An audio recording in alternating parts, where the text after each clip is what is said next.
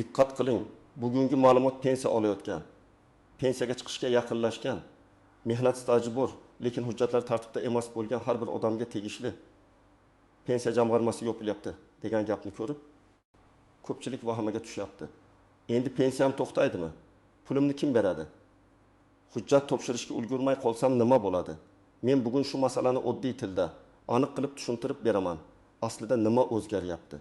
Kimlar hozirroq harakat qilishi kerak? Kimlar xavotir olmasa ham bo'ladi va eng muhimi, siz bugunoq nimalarni tekshirishingiz shart. Video juda muhim. Shuning uchun hozirroq kanalga obuna bo'ling.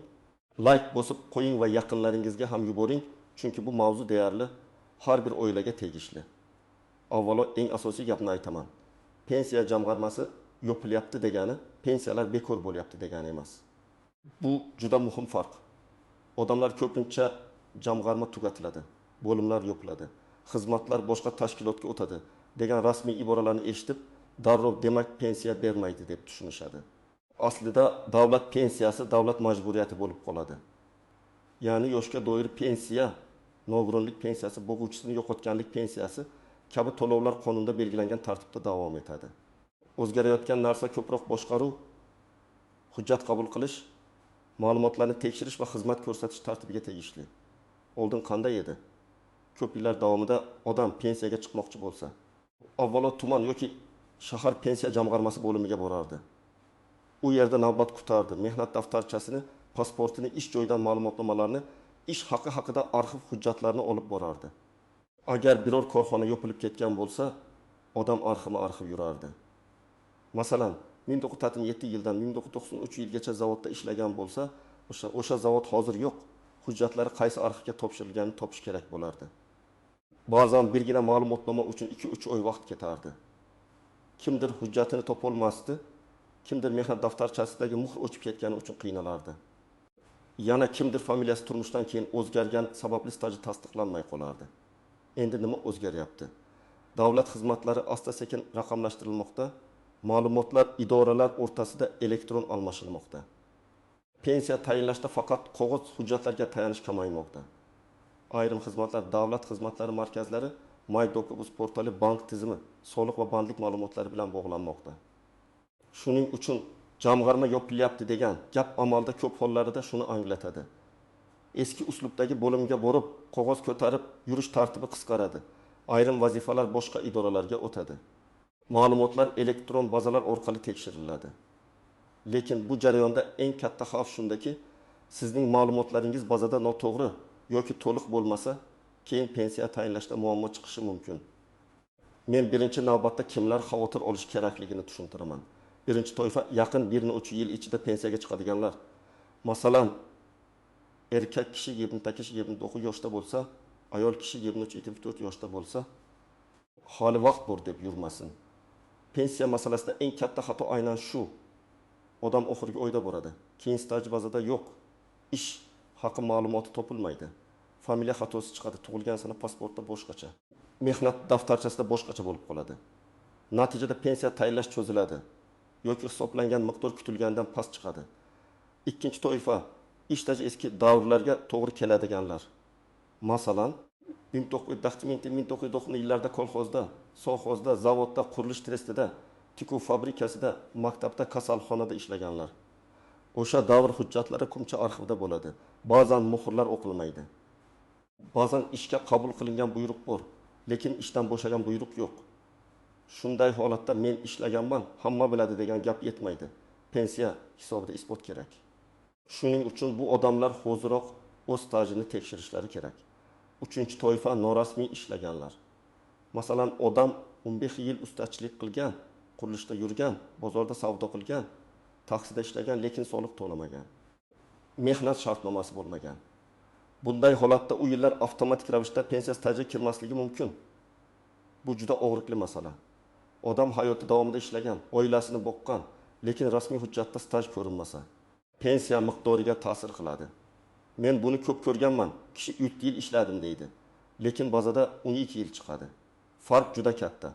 4-toifa mehnat daftarchasi yo'qolgan yoki buzilganlar.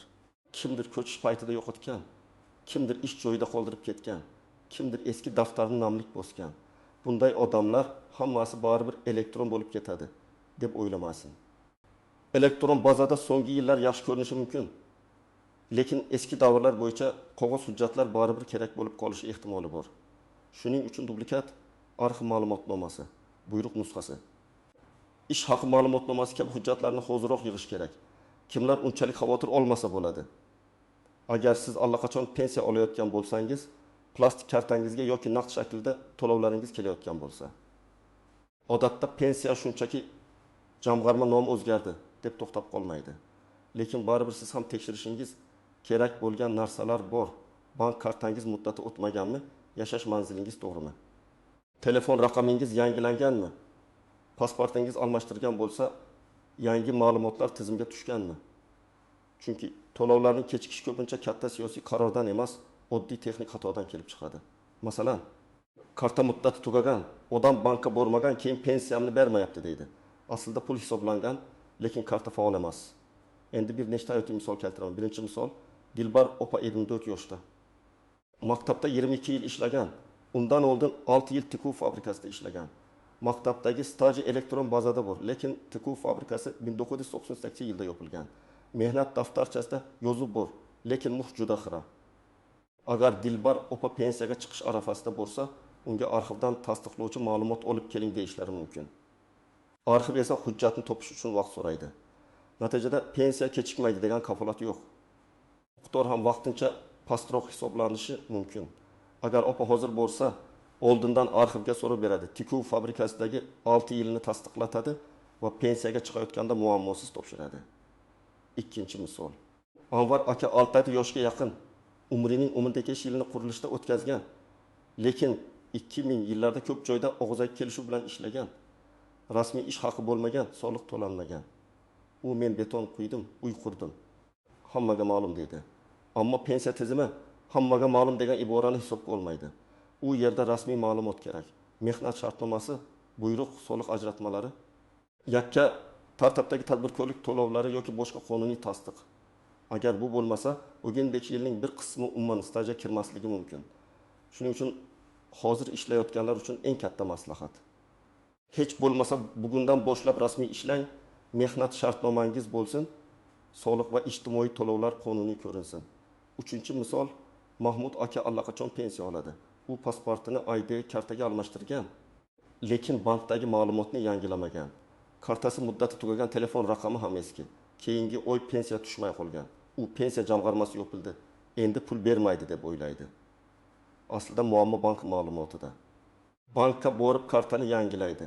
Shaxsiy ma'lumotlarini to'g'rilaydi va to'lov tiklanadi. Demak, pensiya olayotganlar uchun ham oddiy texnik tekshiruv juda muhim. Endi nozik joylarga o'tamiz. Birinchi nozik masala. Staj bilan ish haqi bir xil narsa emas. Ko'pchilik menda 3 yil staj bor, demak pensiyam juda katta bo'ladi deb o'ylaydi. Staj pensiya huquqi va hisobiga ta'sir qiladi, lekin ish haqi ma'lumotlari ham muhim. Agar siz ko'p yil ishlagan bo'lsangiz, lekin rasmiy maoshingiz juda past ko'rsatilgan bo'lsa, pensiya miqdori ham kutilgandan kamroq chiqishi mumkin. Ayniqsa ayrim xususiy korxonalarda odamga qo'lda 5 million beriladi. Rasmiy hujjatda 1 million ko'rsatiladi. Bugun bu odamga qulay deb tuyuladi. Chunki soliq kamroq deb o'ylaydi. Lekin ertaga pensiya hisobida o'sha rasmiy 1 million ko'rinadi. Natijada odam yillar davomida o'z pensiyasini o'zi kamaytirgan bo'ladi. Ikkinchi nozik masala ayollarda familiya o'zgarishi. Qiz familiyasi bilan ishga kirgan, keyin turmushga chiqib familiyasini o'zgartirgan. Keyin yana pasport almashtirgan. Mehnat daftarchasida bir familiya, diplomda boshqa familiya, nikoh guvohnomasida 3-ma'lumot bo'lishi mumkin. Bu holat pensiya tayinlashda savol tug'diradi. Hujjatlardagi odam bitta shaxs ekanini isbotlash kerak bo'ladi. Shuning uchun ayollar nikoh guvohnomasi, familiya o'zgarganini tasdiqlovchi hujjatlar, pasport ma'lumotlari, tug'ilganlik guvohnomasi kabi hujjatlarni tartibga solib qo'yishlari kerak. Uchinchi nozik masala, chet elda ishlaganlar. Ko'pchilik Rossiya, Qozog'iston, Koreya, Turkiya yoki boshqa davlatlarda ishlagan. Agar u yerda rasmiy ishlagan bo'lsa, ayrim hollarda xalqaro kelishuvlar, sug'urta badallari yoki tasdiqlovchi hujjatlar ahamiyatli bo'lishi mumkin. Lekin men chet elda 10 yil ishladim degan gapning o'zi yetmaydi. Mehnat shartnomasi, ish beruvchidan ma'lumotnoma, soliq yoki sug'urta to'lovlari, migratsiya hujjatlari bo'lsa, ularni saqlang. Hujjatlar chet tilida bo'lsa, tarjima va tasdiqlash masalasi chiqishi mumkin. Bu ishlarni pensiyaga bir oy qolganda emas, oldindan boshlash kerak. 4-nozik masala: imtiyozli pensiya va zararli ish sharoiti. Ayrim kasblarda odamlar og'ir, zararli yoki alohida sharoitlarda ishlagan bo'lishi mumkin. Masalan, kon, kimyo, metallurgiya, ayrim tibbiy yoki pedagogik yo'nalishlar, maxsus ro'yxatlarga kiradigan ishlar. Bu yerda oddiy stajdan tashqari aynan qaysi lavozimda, qaysi bo'limda, qanday sharoitda ishlagani muhim bo'ladi. Mehnat daftarchasida ishchi deb umumiy yozilgan bo'lsa, imtiyozli stajni isbotlash qiyinlashadi. Kerak bo'lsa, korxonadan lavozim tavsifi, ish sharoiti haqida ma'lumot, buyruq nusxasi olinadi. Bu juda muhim. Chunki imtiyozli pensiyada birgina noto'g'ri yozuv odamning pensiyaga chiqish muddatini o'zgartirib yuborishi mumkin. 5-nozik masala: pensiya tayinlangandan keyin ham qayta hisoblash huquqi bo'lishi mumkin. Ba'zi odamlar pensiyaga chiqqandan keyin endi hammasi tugadi deb o'ylaydi. Lekin keyinchalik qo'shimcha staj tasdiqlansa, oldin topilmagan arxiv ma'lumoti chiqsa, ayrim hollarda qayta hisoblash uchun murojaat qilish mumkin. Albatta, bu har bir vaziyatda alohida ko'riladi. Lekin odam o'z hujjatini topib, indamay uyda saqlab qo'ymasligi kerak. Rasmiy murojaat qilinadi, kirim raqami olinadi, javob talab qilinadi. Endi eng kerakli qism: siz hozirroq nima qilishingiz kerak? Birinchi qadam, shaxsiy hujjatlaringizni tekshiring.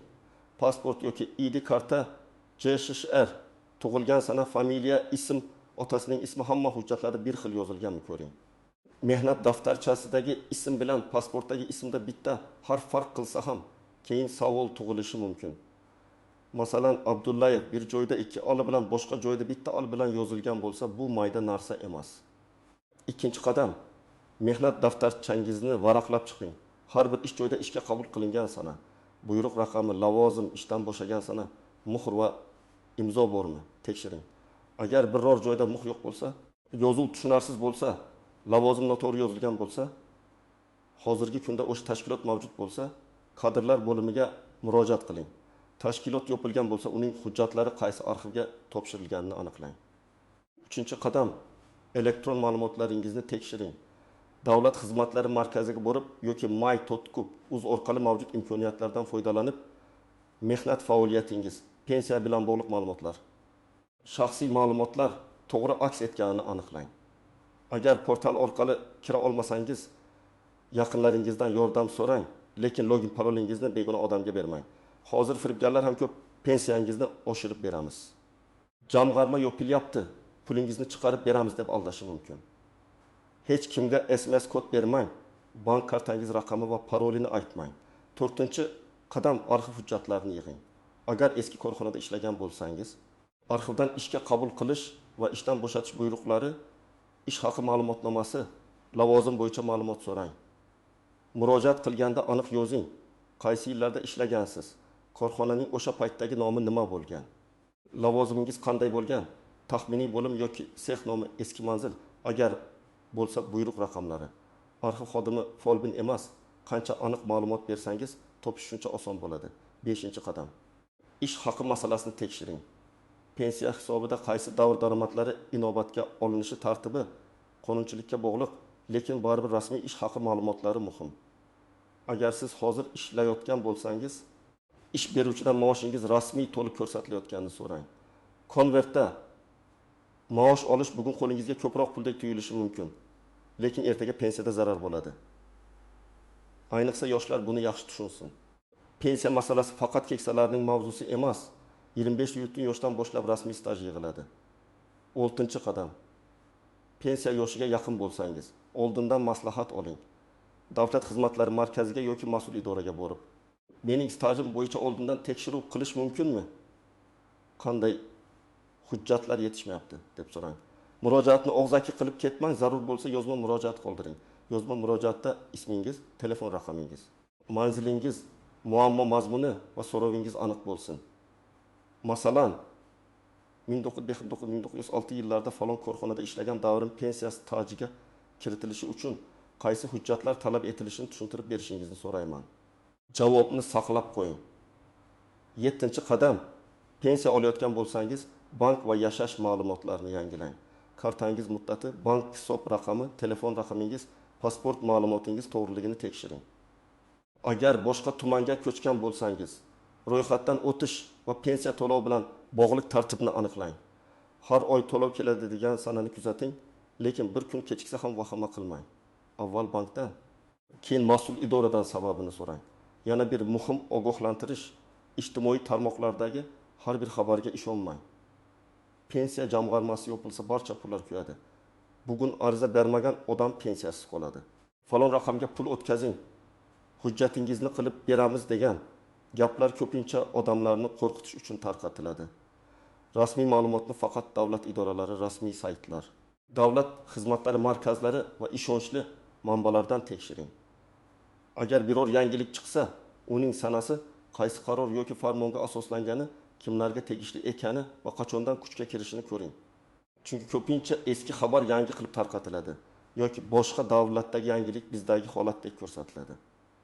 Men ekspert sifatida eng katta xavfni shunda ko'raman. Odamlar tashkilot nomiga yopishib qoladi, lekin o'z hujjatlarini tekshirmaydi. Aslida siz uchun eng muhim narsa jamg'arma qanday nomlanadi degan savol emas. Siz uchun eng muhim narsa stajingiz tasdiqlanganmi? Daromadingiz rasmiy ko'rinadimi? Hujjatlaringizda xato yo'qmi? Arxiv ma'lumotlaringiz bormi? Bank ma'lumotlaringiz to'g'rimi? Mana shu 5 ta masala tartibda bo'lsa, tizim qayta boshqa joyga o'tsa ham siz ancha xotirjam bo'lasiz. Agar sizning ota-onangiz, buvingiz yoki bobongiz pensiya masalasida qiynalayotgan bo'lsa, ularga yordam bering. Keksalar ko'pincha portalga kira olmaydi. Navbatda turishga qiynaladi, ariza yozishni bilmaydi.